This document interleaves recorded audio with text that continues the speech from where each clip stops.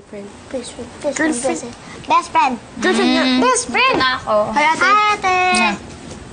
Ma. Ano yun? Ay, sorry. Alam mo ba, ate, may napanood kaming magandang love story. Si Linho, yung bidang lalaki na na-in-love sa best friend niya. Oh, tapos? Tapos, may girlfriend siyang model, si Maymay.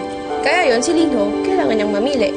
Sana talaga piliin niya si best friend. Kasi sobrang arte naman ng girlfriend niya model. Kasi naman dun sa best friend, akala mo bait-bait, yung pala nang lalandi rin.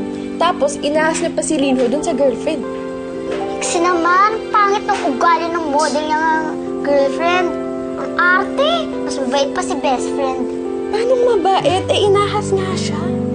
Gusto ako ang bet ko, si best friend. Whatever, ang bet ko, yung girlfriend. Best friend. Sobra kayo magsalita. Ano, ahas? Malandi agad? Ganun agad?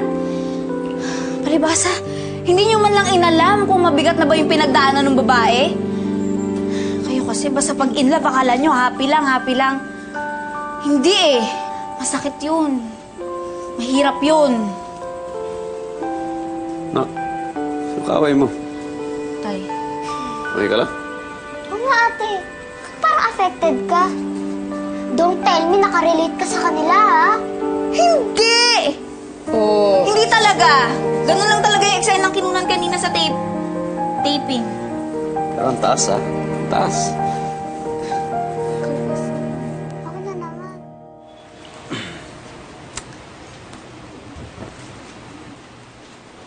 Nak,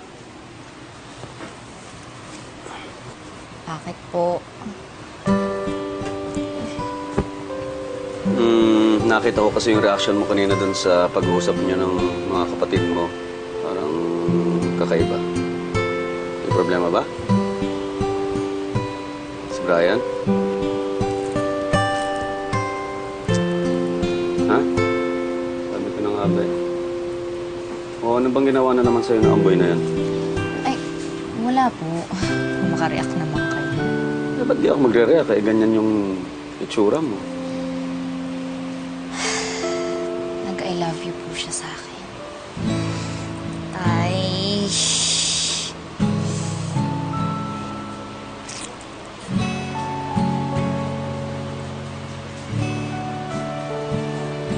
Sinagot mo na.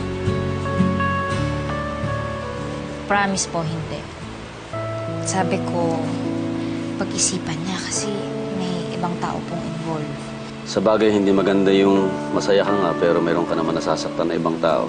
Tayo na bang gagawin ko? Tama po bang maging honest ako sa nararamdaman ko sa kanya?